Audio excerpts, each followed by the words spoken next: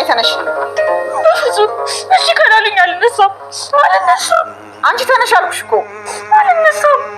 እኔ አባዬ በጣም ታሟል፣ ያሳክሙልኝ። እኔ ምን አገባኝ ታዲያ? አንቺ ልጅ ግን ጤና የለሽም። የኔ ጤና የሚወሰነው በአባዬ ጤና ነው። አባዬ ደግሞ ራሱ ሆስፒታል ላይ ያለው፣ ስለዚህ እኔ ጤነኛ አይደለሁም ማለት ነው። እና ምን ይሁን ነው የምትይው? እትዬ በጣም አዝነውብኛል አውቃለሁ፣ ግን እባክዎ ይርዱኝ።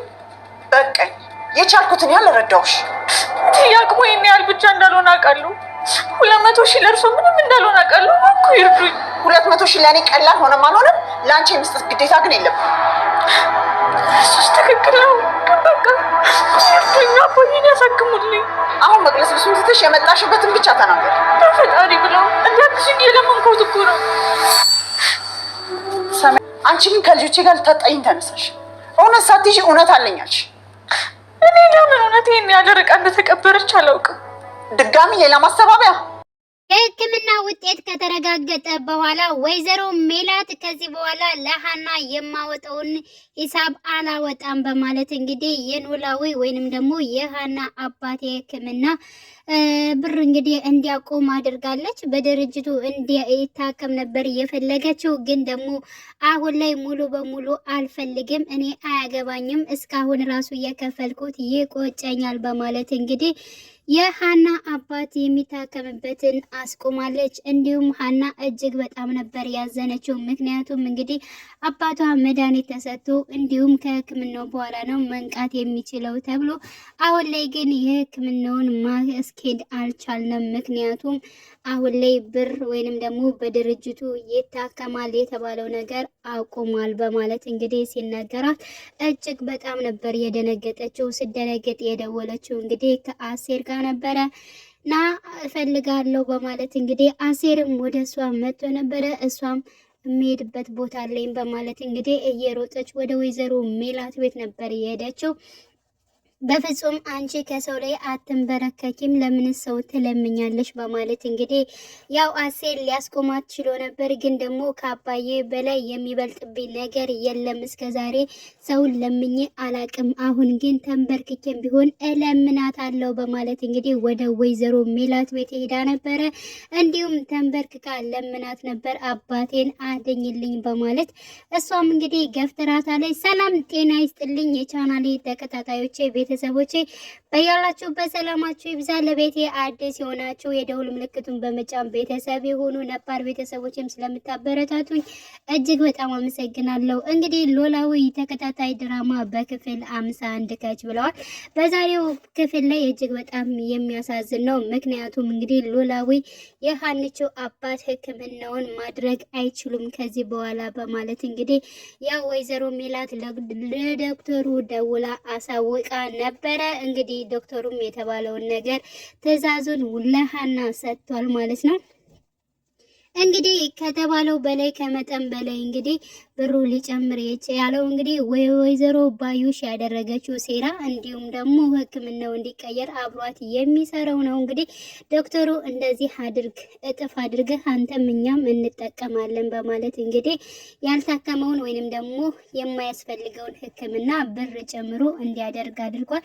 ይህም ብር ሲጨምርና ሁኔቶቹ በጣም እንትን ሲሉ ወይዘሮ ሜላት በዚህን ያክል እኔ አልችልም በሚለው እንግዲህ ወደ ኋላ አፈግፍጋለች።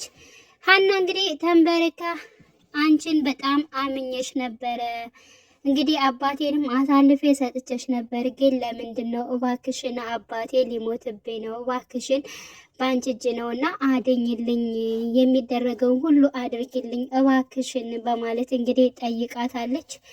ግን ደግሞ እሷ በፍጹም ደግሞ ልታስተባብይ ትችያለሽ ወይ አንቺ ከዚህ በኋላስ ምን አፋለሽ እያለች እጅግ በጣም እንደውም ስታመነጭቃት ነበር ሃናን። እርግብ እንግዲህ ከጎን ቁማ እጅግ በጣም እየሳቀች ነበረ። ምክንያቱም የሃና እልቅሶና የሃና እንደዚያ መጨነቅ ለሷ ደስታ ስለሆነ ማለት ነው። እና ሁሌ እነ ተምቹም እጅግ በጣም ግራ ገብቷቸዋል። በተለይ ተምቹም ግራ ገብቶታል፣ አሴርም እንደዚያው። ስለዚህ ፈየው መሞት የለበትም እያለ እንግዲህ ተምቹም ሲናገር ነበረ። ተምቹ ያው ከልጁ ጋር ደውሎ እንዲያገኘው አድርጓል። ግን ደግሞ ልጁ ተምቹ እያስቸገረኝ ነው በማለት እንግዲህ አብሮ ከባዩሽ ጋር የሚሰራውን ሰውዬ አግኝቶት ነበረ።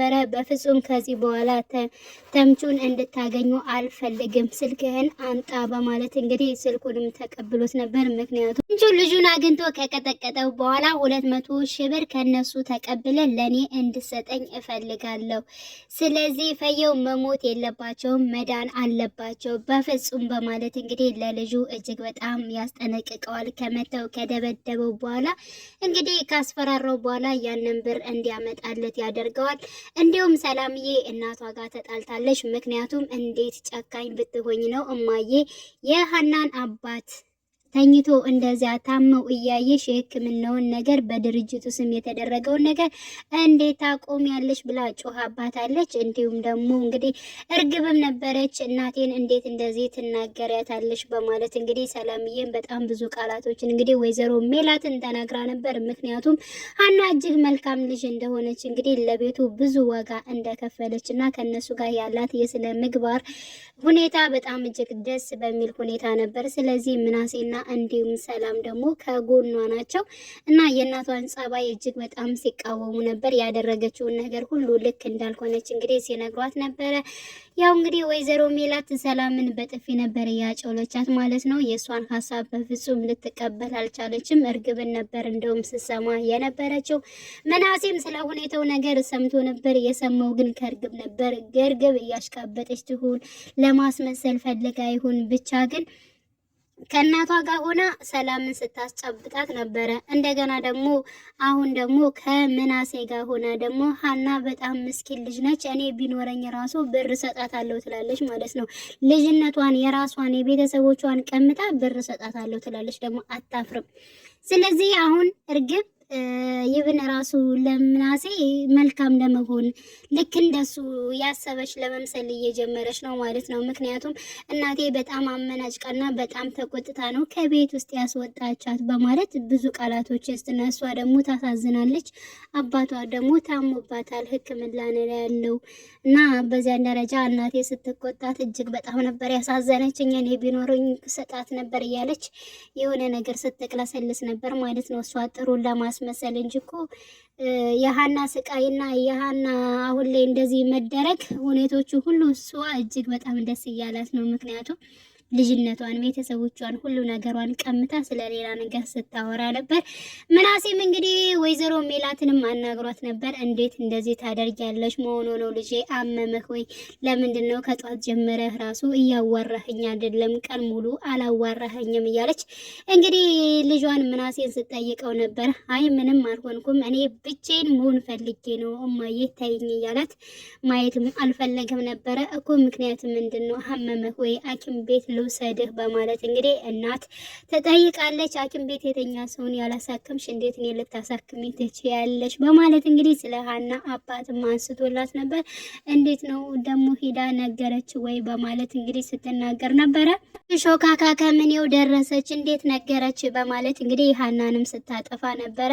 እሷ እንደዚህ አይነት ነገረኛ አይደለችም፣ የሰማሁት ከሌላ ነው፣ ግን አንቺ ለምንድን ነው እንደዚህ የምታደርጊው በማለት እንግዲህ ብዙ ቃላቶችን እናቷን ተናግሯል። በእርግጠኝነት ሰላምን በተናገረችው ምናሴን በተናገረው ነገር እሷም ከንክኗት በእርግጠኝነት የሀናን አባት የምታሳክም ትሆናለች ብዬ አስባለሁኝ። ግን ደግሞ እንደዚህ ያጭበረበሩትን ከመጠን በላይ ብር የጨመሩትን የዶክተሮችን ስህተት የሰሩትን ወይንም ደግሞ ከዶክተሮቹ ጎን ሆነው ማለት ነው። ዶክተሩን ግን ያው እሱ ፍላጎት አልነበረውም። አሁንም እያስፈራረው ነው። ልክ ደኔን እንደ እንትን እንዳለው ማለት ነው እንደቀየረው አሁንም እያስፈራሩት ነው ያሉት ማለት ነው። እሱ ፈልጎ አይደለም ይሄን ነገር የሚያደርገው እንጂ እሱም ከሀና ጎን ነበር። ሀናን ችሎና ነገሮችን እንትን ብሎ ነገሮችን ቢያስተካክልለት እጅግ በጣም ደስ የሚለው ነበረ። ግን ደግሞ የሚያስጨንቁ ሰዎች ስላሉ ነው። ይህም እንግዲህ የወይዘሮ ባዩሽ ስራ ነው አሁንም ማለት ነው። እንግዲህ ወይዘሮ ሜላትም ደውላ ነበር ከባዩሽ ጋር እና ሀናንም እንዳስወጣቻት እና እንደዚያ እንዳደረገቻት ስትነግራት ነበረ። እንደዚህ ማድረግማ በፍጹም የለብሽም ለምንድን ነው በማለት እንግዲህ ስትናገር ነበር። በባለፈው ፓርት ላይ እንደውም ከዚህ ቤት አባቷ ከታከመ በኋላ መውጣት እንዳለባት ለሃና ስትመክራት ነበር። እንዲሁም ደግሞ ወይዘሮ ሜላትም ስትቆጣት እንዲሁም እሷን ስትናገርላት ነበር። ያው እንግዲህ ባዩሽ አሁን ላይ እንደዚህ የምትለው ምክንያቱ ምንድነው? አባቷ እስከሚታከም ድረስ ነው። አባቷ እንዲታከም ደግሞ ያ ብር መውጣት አለባት። ወይዘሮ ሜላት መስጠት አለባት። ወይዘሮ ሜላት ብሩን ሰታ ነው ከሷ ልታነሳ የምችለው ማለት ነውና ለብሯ ስትል ነው አሁን ከሃና ጎን የሆነ እንጂ ወዳ ፈቅዳ አይደለም። ስለዚህ ሃና ወደ ወይዘሮ ሜላት ቤት ልትመለስ ትችላለች።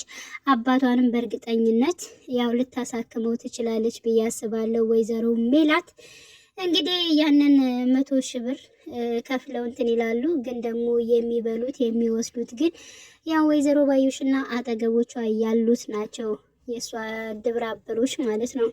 እና ይህ ሴራ ደግሞ አንድ ቀን ትወጣለች። በነገራችን ላይ እንግዲህ ሀንቼን ብላለች፣ እውነት ትመነምናለች እንጂ አንድ ቀን ትወጣለች ብላለች። ምክንያቱም ወይዘሮ ሜላት አመናጭቃ ብዙ ነገር ብላ ከጉልበቷ ላይ እንግዲህ ተደፍታ ስትለምናት ወርውራት ነበረ።